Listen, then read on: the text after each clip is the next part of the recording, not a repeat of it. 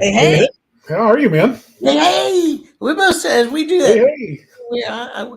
We've been friends for so long. I don't know if I started that or you started it or whatever, but somewhere we I, just, no. I started it, I think, when my brother moved to Sweden, because that's what they say when they greet one another is hey, hey. And Well, I just kind of started as saying it, I think, around that time. I'll take it. I copy you, but I'm not copying that hat. I will never wear that hat. So Okay, good. yours with that hat. This is my hat. Yeah, that is your hat. I'll never do that one. So. Oh, what are we doing today? We're going to have some fun today. And hey, Chuck, thank you for the love. Really appreciate that. We're going to be talking about managing and growing social media presence. So, we've been talking a lot about social media, and I've been out shooting video, and so I've got in today and started catching up on a bunch of stuff. And one of the things that I was catching up on happened to be about advertising and being able to do social media and that kind of stuff. And one of the things this guy said, don't get on a platform that you don't like. And I thought, oh man, that's great. I'm so glad we have people that work for us that like doing social media. I know all about it, I know what we're supposed to go, but I just don't like it. And people laugh at me all the time because I'm not on it. But I don't care for it. It's just not my thing. No, it's true. You know, the each platform is a little bit different, and there's different sort of focuses, if you will. Facebook, the focus really used to be about connecting with people that you know. These days, it's a little bit less about that. It's become a little more political and about groups that you want to belong to and things like that. But it used to be just more about the people that you knew in your circle of friends. Twitter's always just been about whatever the hell Twitter's about. Don't ask me. It's It's a cesspool right now, it man. really has devolved. Yeah, the early days it was fun and there were great communities of people. I mean, I met so many audio video designers and graphic designers through Twitter and back in the early days, and it was a great place for sharing resources with one another and everything. And it's just turned into I don't know. I don't want anything to do with it. So you definitely won't find me over on Twitter, but I mean, every one of them has a little. Pinterest is all about images, so and not just about images, but about crafting and creating things, spaces and things that you like and ideas. Instagram is about posting, who you are and what you're about and what your followers are about in video and visual A lot of visuals. stories. Yeah. Yeah, Yeah. A and lot of on Instagram. so they're all different. And thankfully, maybe one or two will strike you as like, yeah, I could probably invest some time there, and I understand it. Like I get it. I get this platform. I think I could spend time here, and it would be good. Um, but the rest of them you may not really have much of an interest in at all. Well, I'm kind of a fly by Facebook, fly by Instagram, fly by whatever. I just fly by every once in a while and like what I like and be on my merry little way. I mean, that's it. I've never felt like anybody really that interested in what I've got to say. So Yeah, no, I agree. It's like, and Facebook's the only one that you'll ever see me in, and most likely you're not going to see me in. I lurk a lot. I kind of get in there once a day, sometimes twice a day, read comments, read what's going on, see if there's anything that I need to be aware of, monitoring our business reputation, and just kind of listening to what's happening in the industries that we participate in, both professionally as well as our client industries. And and then I'm gone. I don't have much desire to say much of anything, because you're right. It's like, why contribute my 2 cents to what essentially is just a whole bunch of people doing the exact same thing? Nobody really cares. yeah, I mean that's the deal. I'm with you. I go in there quite a bit and never do anything. About once a day. So Yeah. that's about mine too. But there are times I'll go in and like and comment and do that, but it's I got to be in a really good mood, not a good mood, but in the mood to do that. I So got to be resilient. That's what I've decided is if I go in there and I'm just even the slightest bit agitated or anxious or anything else, Facebook will eat my lunch. I yeah, mean, I will get mad at everything. I'll become the old man who's like, "Get off my lawn," kind of just ranting and raving and just throwing tirades. Or I read it and go, "Oh my God, our country's going to hell," and this is, and I'll just get so depressed because of what I read. And so I have to be very resilient. I have to be braced for, that sort of a thing. And I make it a point not to just make my friend group and the groups that I'm a part of some kind of like insulated bubble, that it's only things that believe what I believe or think the way I think. I mean, I really do intentionally try to expose myself to other ideas and other ways of thinking and people who disagree with me and who I know I'm going to disagree with, because I think that's important to be, exposed to all of that. That's the real world. And I need to hear it, I need to see it and be exposed to it, but I got to be ready for it, or it's just like, I can lose a day. well, and in business too, it's a little bit different because there's a couple of different ways when you look at your social media presence. There are some people that what they really build is their personal. Okay. Yeah. I mean, I've been into some businesses that have great social media presence, but when I go and see who is actually engaging with them, they're other business owners in the same industry. Yeah. No, it's not their clients. They're not engaging with people in their, in their neighborhoods or whatever, their families engaging, their employees are engaging, and other business owners are engaging. And so I wonder sometimes, when I see that, it's like, that's interesting. Well, it's an echo chamber, and it can get a little dangerous too, right? Because Well, I mean, when you're sitting there chatting with your buddies, who all do what you do, you have this sort of internal sense of values and things that because how unreasonable your customers can be. You're talking with your buddies here. I mean, these are people. If anybody gets how crazy customers can be, it's them. And so I've seen business accounts slip into this pattern of starting to badmouth customers and post things about this unreasonable customer did this, and all of the buddies jump in and dogpile it, and they're like, "Oh yeah, I hate it when that happens," and check out what this one said, my customer said. And yeah. this is like their business account where they're hoping to get customers, and I'm thinking you might as well just load it and pull the trigger. Well, the other thing people don't realize is a lot of people don't just stop at your business page. They actually will go to the owner's page, to the personal pages. And so when they're there and you're putting out a lot of, political, religious, whatever it is, and I'm not trying to stop anybody from having those conversations, but I would tell you to be cautious of how you're having those conversations, because there's going to be other people that may not agree with you, that may choose not to do business with you because they don't agree with you. I've done it.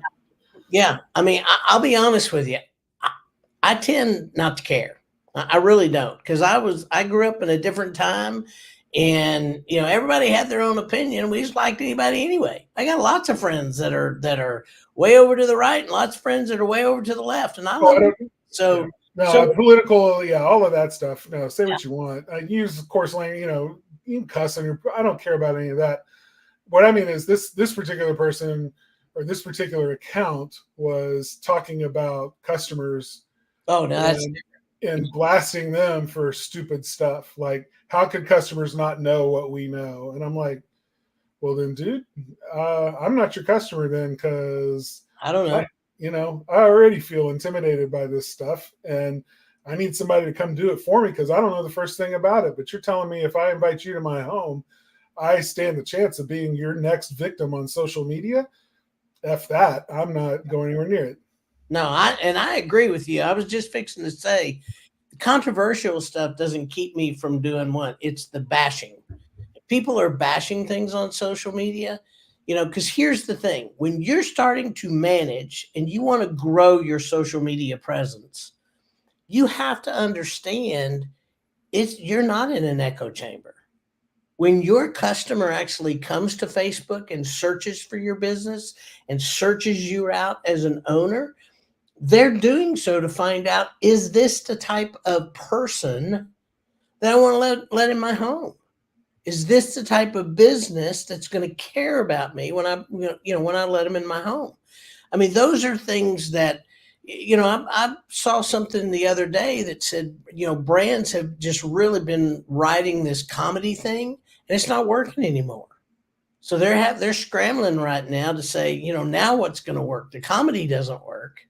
So now what's going to work? And that's what happens. Everybody jumps on when something works and off they go.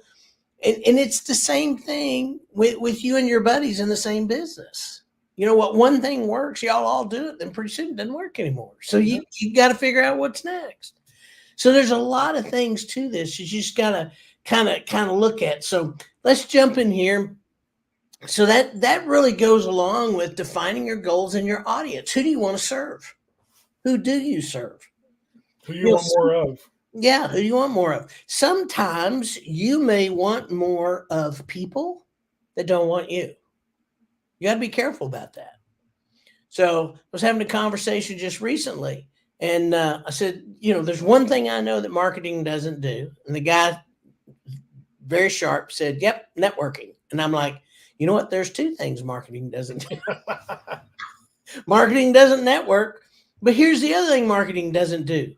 Marketing does not make people search for you. If they don't have a need, if they don't have a want, if they don't have a reason, they're not searching. And if they come to your website or they come to your social media and they don't have a need or a want right now, it may be great that they're looking at you. Fantastic. That's not bad, because you want to be memorable when they're searching and when they do have a need. But marketing cannot make somebody, go do that. Yeah. Yeah. You can't get blood from a turnip. I mean, so being clear about who your audience is. Absolutely. And, how you're going to use a goal for that social media platform, right? You've chosen a platform now. How are you going to use that platform to get in front of those target audience, that audience that you want more of, those prospective customers, and figure out if that platform is going to enable that. I mean, you got to know whether or not that audience is hanging out on that platform, and you got to know what kind of content they consume so that you can create that kind of content. And it's a moving target; it always changes. Mm-hmm. But be okay and willing to create that. We're going to talk about content strategy next, but you got to do those things and be clear about goals and audience. Yeah, I mean, it's really, really important to do that. And if you don't do that, you're going to have an issue. There's going to be issues. So here's another one: content strategy, which you mentioned. So I'm going to let you go. Yeah. So because every platform is different. And every platform, what works today is guaranteed not to work tomorrow. Or if it's not tomorrow, it's going to be at some point in the future. It's just not going to work as well. The trends, the fads, there are things that just are, when they work, they're great. When they don't work anymore, then you're wasting your time. There are some strategies, some content strategies that are a little more evergreen. One of those that I really like are, tips and tricks kind of things where you can teach someone something in just, 30 seconds that's going to help them in some way related to, what it is that you do. We've used this example before, but it's always just one of my favorites this time of year is how to choose the best firewood and season it for use in your, stove or fireplace. And it's a quick lesson. It doesn't take a whole lot of time to teach people the basics. Or how to store your firewood for best burning or whatever. Those sorts of how-tos and tips and tricks are very valuable, and they're evergreen. I mean, they just work almost all the time. But if that's all you're posting and that's all anybody ever sees from you, then is it going to work forever? No. People are going to get tired of seeing that. They're going to want to see variety. They're going to want to see something new. So having a content strategy, having a strategy about the content that you're going to create and produce and publish on that social media channel that aligns with your target audience and your stated goals. Well, so then I'm going to take that a little bit step further. because one thing is the content, but there's a lot of ways to produce and to show content. So there's written content, there's photos, there's videos, there's graphics. I mean, there's all different types of ways that you can present your content. So for those of us that love to write, yeah, we write our content. For those of us that love video, we do videos with our content. But some people like to read, some people like to have your video. So you have to figure out too exactly on that is what kind of medium are you going to use to distribute your content, to show your content. So that too is something I think that we forget. Personally, I think it ought to be mixed up.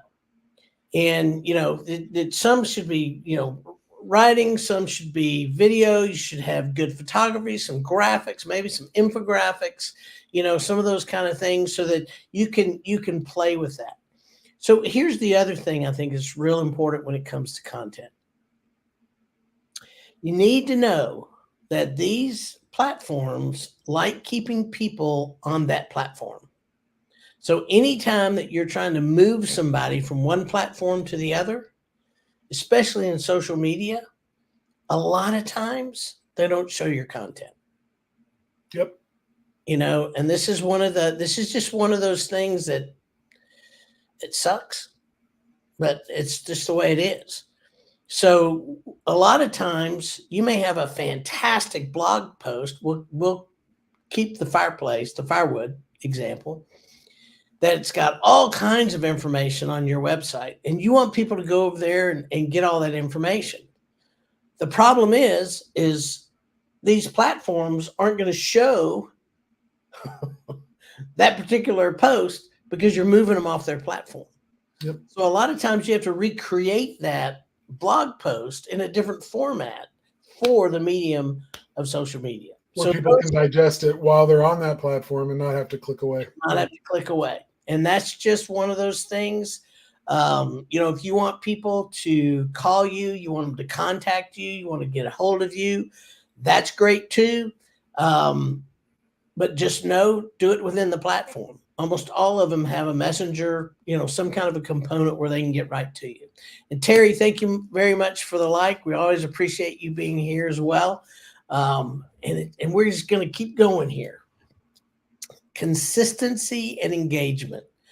All right, I'm going to talk about consistency, and I'm going to turn engagement over to Carter. You all right with that, Carter? Yeah, that's fine. So here's the thing in marketing that I think a lot of people just miss. Yeah, I do it when I can. When I can get to it, I'll get it done. Well, yeah, okay, I know I need to do that, but yeah, I'll do that, but I'll have to do it at some point. So the problem with that is there's nothing consistent. And marketing is all about consistency. This is one of those things that I've told people, when they talk about what does Spark Marketer do for us, this is one of the things that we do is we're consistency doing the same thing, month after month, some week after week. There are things that get done on a consistent basis, and over time, all those things build up. And I'm going to talk about that here in just a minute. But the consistency, you need to set it up that you can be consistent. So I'll just say this podcast, we're here. One of us is here every week at 3:00. Even when we are on vacation, we'll do a rerun. We'll set something up to where it's here at 3:00 on Thursdays, Central Time. So, that sets a consistent message that anybody that wants to tune in live, they know they can be here at that time, and we're going to be here. Now, sometimes we're not both here, depending on what's going on, but one of us are going to be here. So that's what I'm talking about, consistency. If you can only do it once a week, then just do it once a week. If you can only do it once every 2 weeks, just do it once every 2 weeks. But be very consistent about it and make sure you are doing it. Yeah. Whatever it is. It's good. So engagement is kind of a continuation of that. You want your content to be something that evokes a response, and that is tough. I mean, that is a hard thing to really get done well and do well. For us, the way we found the most engagement is by doing these doing these live broadcasts where we can live stream, people join us, they ask questions in real time, we get comments, that sort of engagement. We enjoy it more because we get to hear from people while we're doing the show, and that energizes us. But it also, just it's an easier way to get engagement, we found, than by posting a blog post or producing a video and releasing it. People don't often take the time to comment and engage, or like it or share it or any of those other things. And so, finding a way to create content, finding the content mix that people engage with, is important for two reasons. Number one, you just want people to engage with your content because that's why you're creating it, after all, is to get a response, to hear that people appreciate what you're doing. Otherwise, it can get very lonely, creating content, and you can feel like you're just knocking your head against the same old wall every week after week after week. Well, I'm consistent, how come I'm not getting engagement? So it can be really discouraging not to. But the other reason you want engagement is because, you need to know that the work that you're putting into this is actually getting you work. It's getting you business. And, that's part of what engagement means as well. It's not just all about likes and comments. It's about phone calls and filling out the form on your website to schedule an appointment. And sometimes you don't always see the connection, but that's what we're going to talk about next. Yeah. So I like this. So Terry sets an alarm so she doesn't miss our live podcast. Me too. I think we all do, Terry. I'm so glad that I'm not the only one that has one. And by the way, this is Chuck Roydhouse, bald and beautiful. That's me. That was early in the show. I think I'm the bald one and you're the beautiful one, by the way. No, you're the bald and beautiful. I'm the one with the hat. That's what he was saying. That was earlier. Oh, Lord. All right. So let me see. Let me go on here. Let me hide the comments. I thought that was funny. Well, let's talk analytics and data-driven decisions. So here's the thing that I thought, again, going through some things this morning, there was a guy's name is Rand Fiskin, and he puts out these 5-minute deals every week. And, one of the things, what he really talked about is how a lot of the really good things in the way that most people get the majority of their business, that it's really hard to get your analytics out of, because it's not automatic. It's not like the analytics you get with, all the platforms, the analytics you get with ads. I mean, your ROI right there, and it is immediate and you get it. But, you do something like SEO, even your Google Business Profile, the more you optimize it, the more you work it. I mean, all those things are things that take time. The time, consistency, all the things that builds up there. But the only way you can really kind of prove it is through, what they used to call vanity metrics. Mm-hmm. And yet, if you take those things away, what people realize at that point, they realize how much they relied on them. So, analytics is great. Having data driven and making those decisions in those platforms that can give you really, really good analytics, that's fantastic. But just understand there's some things that you can do. It's not just SEO, PR, public relations, getting some PR releases, out. I mean, these are all things, content distribution. These are things that take a while.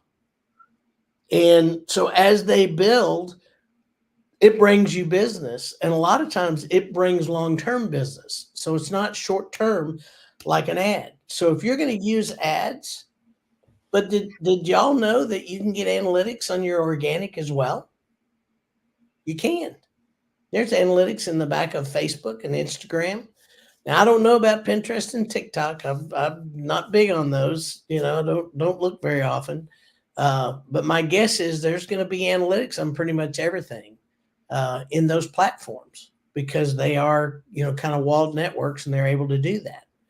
So just understand analytics in these platforms is really important, but don't forget that there are things that you can do outside this that you may not get an immediate ROI from it, but long term, you'll actually sustain your business really well.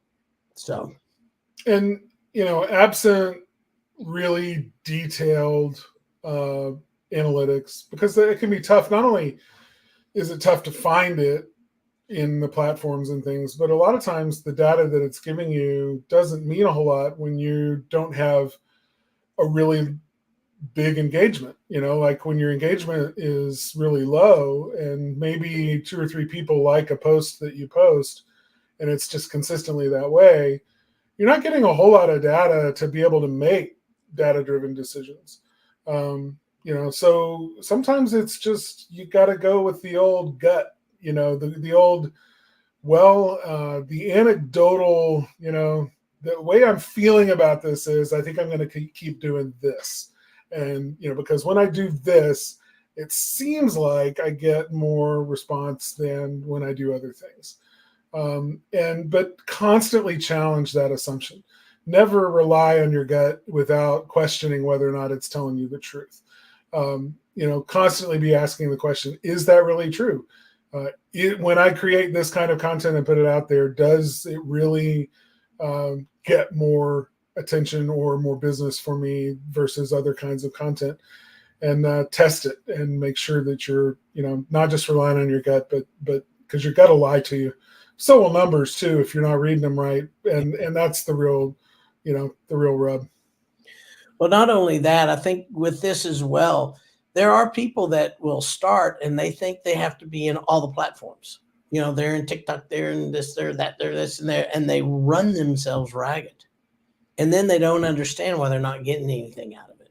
Yeah. So that's where, your audience, where's your audience, age, gender, all these different things you need to take in consideration, and then just pick one. I tell people all the time, just pick one.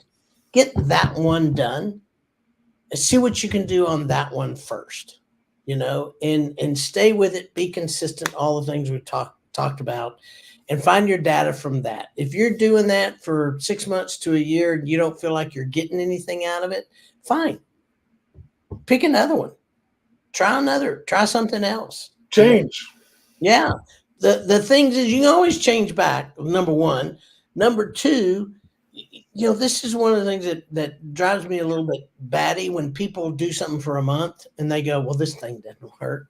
Let me tell you, in marketing, if you're just going to try for a month, don't try. Just don't do it. It's not going to work. 99 times out of 100, it will not work if you do it for one whole month. You've got to do it for at least 6 months to a year. Just have any kind of information that, is anything that you can sink your teeth into. I mean, you have to have more data than what you get in a month. Yeah, that is so true. Yeah, just it. So here's the other thing. So AI is wonderful. I love AI. My wife is in love with AI right now. I mean, she's doing some magnificent stuff with it, with her business. And it's really, really just kind of changed her world because she's able to, get in there and talk to it and all that kind of stuff. And that kind of AI, I think, is wonderful. It's almost like having an assistant or a sounding board. It's fantastic. These algorithm things are driving me nuts right now because we're finding some things out. Just think about this. If I'm a business and I control advertising and I control the algorithm around that advertising, then anytime I need to make more money, guess what I can change? I can change the algorithm. So, I mean, some of the stuff that's coming out of this lawsuit right now is really disturbing because you're talking about the lawsuit against Google. Okay. Yeah, it's the United States against Google. They're looking at them being oh God, I just had it. Monopoly. Thank you. And I don't know what's going to happen. I'm not going to make but here's the thing: whether they are, whether they aren't, they're really the only game in town. And so we have to play with them, no matter what. So we have to adapt to the algorithm. And sometimes that means we go against what Google tells us to. Because when Google tells us, oh yeah, you need to go do this, I've gotten to the point as a marketer to go, this is okay, we'll go do that. But as soon as I see that there's something that's just really funky over there, we're going to go back and do whatever, something else until it works the way that we want to work. So you've got to pay attention to algorithms. You have to pay attention when they change. You have to pay attention when the trends are there. It's just one of those things. I hate it. I really do. I would really love to say, everybody that plays is playing nice. But it's really about money, and they've got shareholders, and I understand that too. I'm not complaining. I'm just saying that's the way it is. So we have to pay attention and adapt. Just period.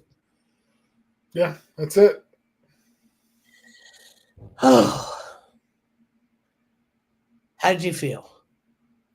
I think we covered it all. I don't have any other notes. This is very similar to one we did about 3 weeks ago. I mean, it's similar, but not exactly. So yeah, it's good to really drill this home. Well, it really is about managing. I mean, you really have to manage your platform and manage what you're doing in order to grow social. Totally. If you don't manage and you just throw things up there just because, I need a post today,